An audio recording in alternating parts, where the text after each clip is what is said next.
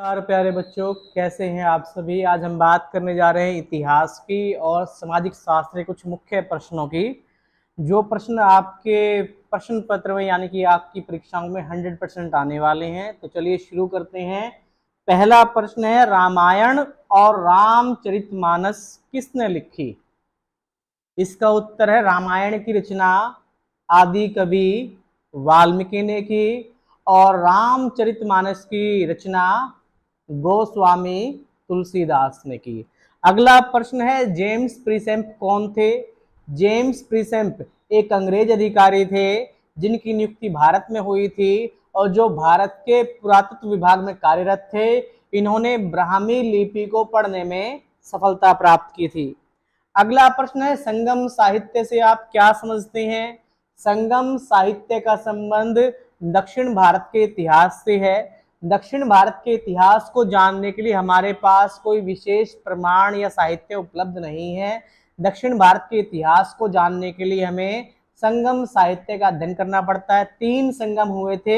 ये तीनों संगम विद्वानों, कवियों और साधु संतों की बहुत बड़ी संगोष्ठियां थी।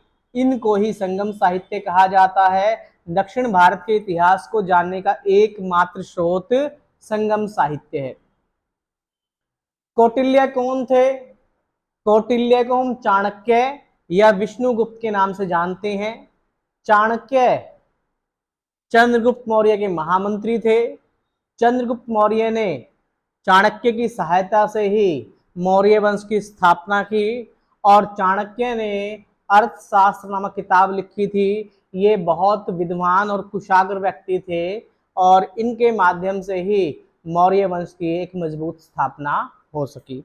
अगला प्रश्न है, भारतीय उपमहाद्वीप की मुख्य भौगोलिक विशेषताएं कौन कौन सी हैं। भारत विश्व का 7वां बड़ा देश है। यहाँ पर सभी प्रकार के मौसम और सभी भौगोलिक क्षेत्र हैं। इनकी संख्या 6 है। नंबर 1, विशाल उत्तर हिमालय। नंबर 2, उत्तर का विशाल मैदान। नंबर 3, थार मरुस्थल। नंबर 4, दक्षिण का पठार। नंबर 5, लंबे लंबे समुद्र तट यानी कि पूर्व और पश्चिम के समुद्र तट। और नंबर 6, द्वीपमाला। एक बार दोबारा बात कर लो। विशाल हिमालय पर्वतमाला, उत्तर का मैदान, थार मरुस्थल, दक्षिण का पठार, पूर्व से लेकर पश्चिम तक फैले लंबे समुद्र तट और लास्ट है आपका द्वीप समूह, जो कि आपके हिंद महासागर, अरब सागर और बंगाली खाड़ी में फैले हुए हैं। अगला प्रश्न है, नवपाषाण काल की मुख्य विशेषताएं क्या हैं। पाषाण काल के 3 भाग हैं, पूरा पाषाण काल, मध्य पाषाण काल और नवपाषाण काल। नवपाषाण काल को क्रांतिकारी काल कहा जाता है क्योंकि यहाँ पर हुई खोजों ने ही मानव को विकास प्रदान किया। नंबर 1, कृषि का आविष्कार। नंबर 2, आग का नियंत्रण। नंबर 3, पशुपालन। नंबर 4, कपड़े का आविष्कार। नंबर 5, मिट्टी के बर्तनों का आविष्कार। नंबर 6, घोड़ा गाड़ी, बैलगाड़ी या स्लेज गाड़ी का आविष्कार। और नंबर 7, परिवार का विकास। अगला प्रश्न है, हड़प्पा सभ्यता और मोहनजोदाड़ो सभ्यता की खोज किसने की। हड़प्पा सभ्यता और मोहनजोदाड़ो सभ्यता दोनों ही सिंधु सभ्यता के 2 प्रमुख नगर हैं। हड़प्पा की खोज दयाराम साहनी ने की 1921 में और मोहनजोदाड़ो की खोज की रखालदास बैनर्जी ने 1922 में। अगला प्रश्न है, सिंधु सभ्यता या हड़प्पा सभ्यता की मुख्य विशेषताएं क्या हैं। सिंधु सभ्यता या हड़प्पा सभ्यता की मुख्य विशेषताएं निम्न है। हड़प्पा सभ्यता एक मात्र सत्तात्मक सभ्यता थी। यह एक शहरी सभ्यता थी जो कि कांसा धातु पर आश्रित थी। यहाँ की सबसे बड़ी विशेषता नगर निर्माण योजना है। यहाँ नगर 2 भागों में बटे हुए थे, उच्च नगर और निम्न नगर।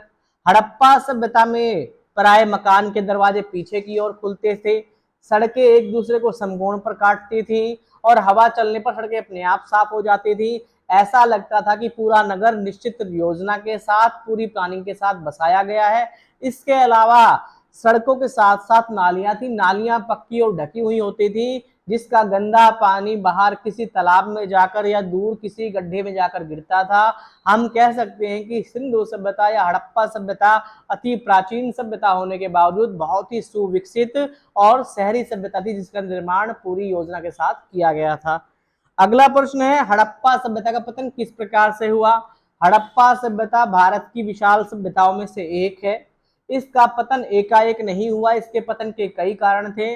नंबर 1, विद्वानों का मानना है कि हड़प्पा सभ्यता को बार बार बाढ़ों का सामना करना पड़ रहा था। नंबर 2, नदियां अपना बार बार मार्ग बदल रही थी, मार्ग बदलने से हड़प्पा सभ्यता के बहुत से नगर डूब गए थे।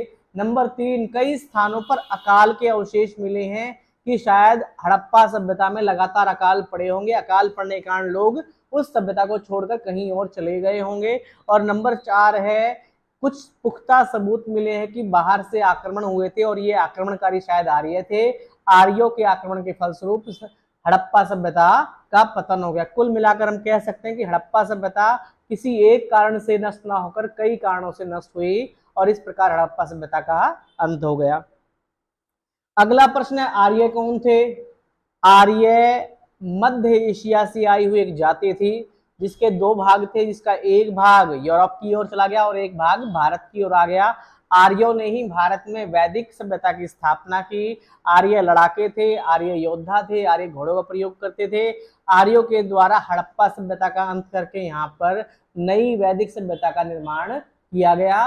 वैदिक सभ्यता के मूल आधार वेद हैं, वेदों की संख्या 4 है, ऋग्वेद, यजुर्वेद, सामवेद और अथर्ववेद। कृषि का देवता कौन कहलाता है? कृषि और बारिश का देवता भगवान इंद्र कहलाते हैं। जैन धर्म और बौद्ध धर्म के 2 मुख्य भाग कौन कौन से हैं? जैन धर्म के 2 मुख्य भाग हैं, श्वेतांबर और दिगंबर, और बौद्ध धर्म के 2 मुख्य भाग हैं, हीनयान और महायान। बौद्ध धर्म के 3 मुख्य ग्रंथ कौन से हैं? बौद्ध धर्म के ग्रंथ को त्रिपिटक कहा जाता है। ये 3 ग्रंथ है, सूत पिटक, विनय पिटक और अभिधम पिटक। अगला प्रश्न, स्तूप से आप क्या समझते हैं?